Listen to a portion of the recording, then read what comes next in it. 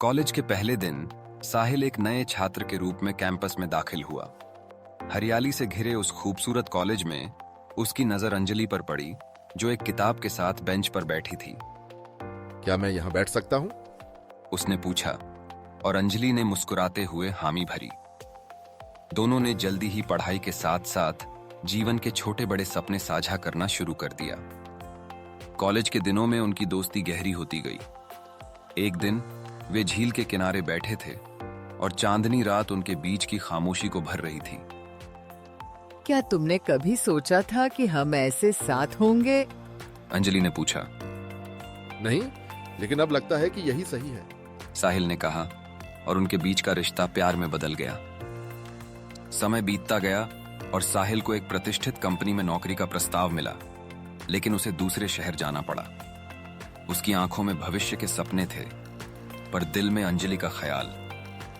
मैं तुम्हें छोड़कर नहीं जाना चाहता, लेकिन यह मौका हमारे भविष्य के लिए है, उसने कहा। अंजलि ने समझदारी से उसे विदा किया, लेकिन दोनों के दिल में एक खालीपन रह गया। साहिल को नई जगह पर बसने में समय लगा। काम का बोझ और नए शहर की व्यस्तता ने उसे अंजलि से दूर कर दिया। वे फोन पर घंटों बात करते, लेकिन उनके बीच की दूरियां बढ़ने लगीं। तुम्हारे बगैर सब अधूरा लगता है, अंजलि ने कहा।